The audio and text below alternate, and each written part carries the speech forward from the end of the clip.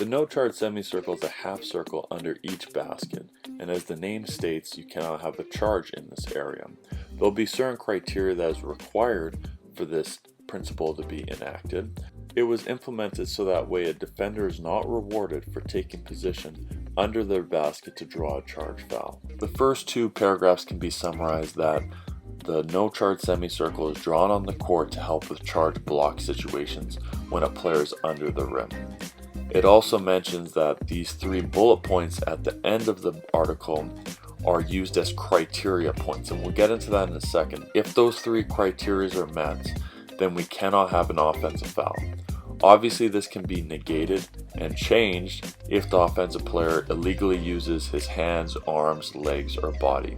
That could be in a stiff arm or kicking someone in the chest, kicking their legs out. It's just on regular charge block plays, there will only be a block or a no call with the no charge semicircle if all these criteria are met. It is important to define what a no call is. A no call is not blowing the whistle on the play. So the reason I say we can have a no call or a blocking foul is because in this no charge semicircle, a defender can be straight up in their cylinder, vertical, not moving, and they can take contact in the chest, and we can have a no call because defense is not illegal, but they're in the no charge semicircle, so we're not going to reward them. We're just going to give a no call and move on with the play.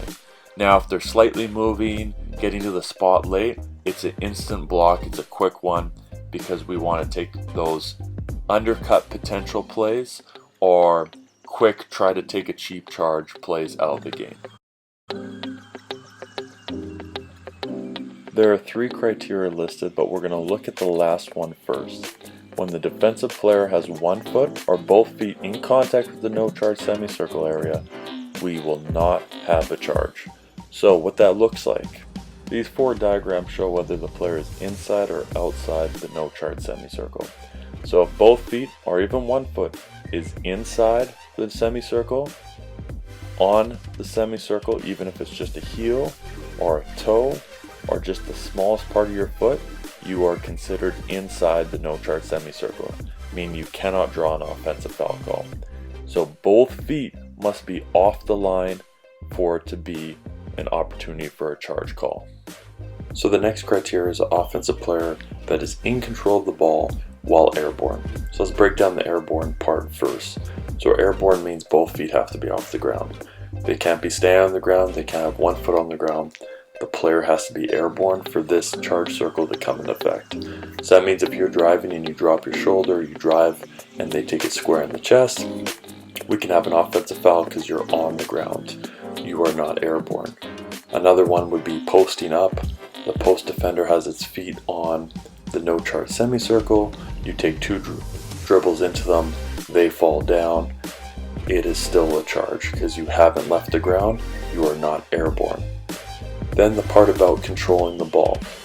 The reason this matters is because plays that are like a rebounding situation, you're airborne but you don't control the ball, that is still a foul. That's why we can have rebounding fouls for people that jump in the air when people are in the no charge semicircle. So possession of the ball matters when we have rebounding fouls or doing alley-oops. So if you run and try to jump onto someone and they're in the no charge semicircle but you don't have the ball because you're receiving an alley-oop, you can still get a charge for that.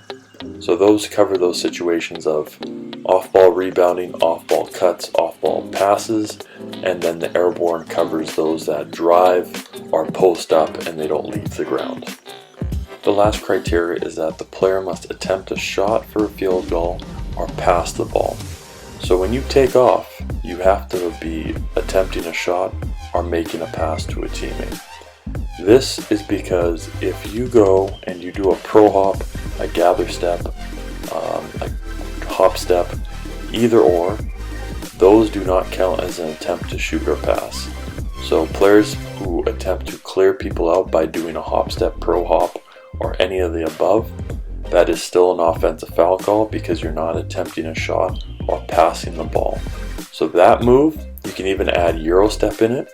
Euro step's a little tricky in the sense that if you shoot the ball in the second foot and you collide into someone, then you can have a no charge semicircle. But if you're at the gather point of your Euro step, so your 0 step, and then you make contact on the first step, you can have a charge because you're not airborne, because the foot's still on the ground.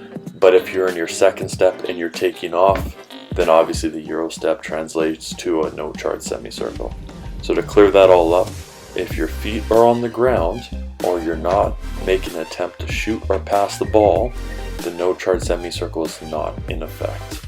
One other thing to note is that if someone passes you the ball and you jump, catch the ball, and land and make contact, even if they're in the no charge semicircle, the ruling of attempting a shot or passing of the ball does not apply here. So you've met the criteria of being airborne, you've met the criteria of having control of the ball, and you met the criteria of the defender being the no charge semicircle, but the final criteria of making a pass or a shot attempt is not met, so we have an offensive foul. That is similar to the pro hop. So if my teammate throws me the ball, I catch it and I land and collide into someone, that can still be an offensive foul. Interpretations are situations that are common or odd that occur in a basketball game, and they take the rule that you just learned or you're learning and how to correctly apply that rule.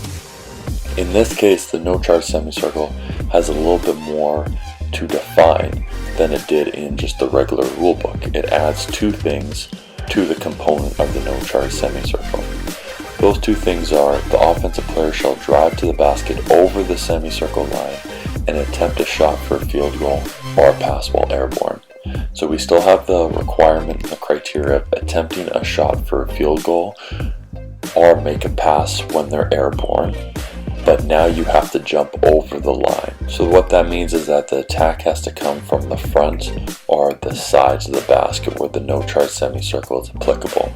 So that half circle, every attack has to be on that line. Any attack that's below that line or behind that line talks about the criteria A here, where it says it should not be applied for any play situations occurring outside the no charge semicircle area, and also developing from the area between the semicircle area and the end line.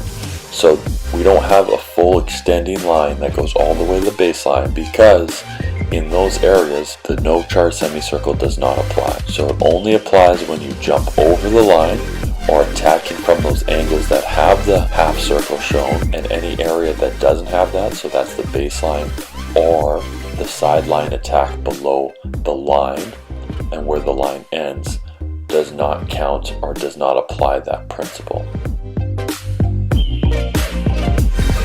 A1 dribbles along the end line and after reaching the area behind the backboard, jumps diagonal or backwards. A1 charges into B1, who is in legal guard position in contact with the semicircle area. This is a charging foul.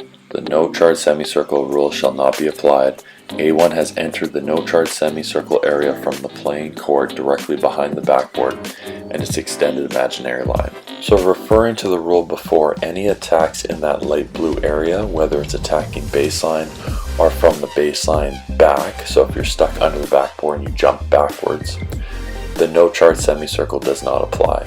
So that area is an area where you can take a charge. The criteria that was not applied was a drive to the basket over the no charge semicircle.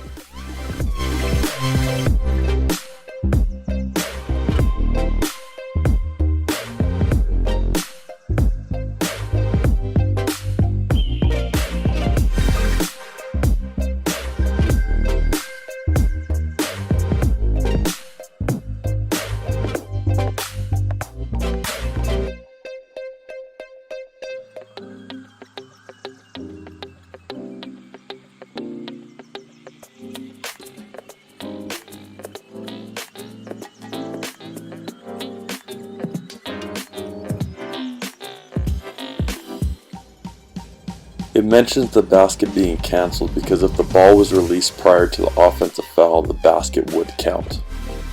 A1 drives to the basket and is active shooting. Instead of completing the shot for a field goal, A1 passes the ball to A2, who is directly following him, so right behind him. A1 then charges into B1, who is in contact with the no charge semicircle area. At approximately the same time, A2, with the ball in his hands, is on a direct drive to the basket and attempt to score. This is an A1 charging foul. The no charge semicircle rule shall not apply.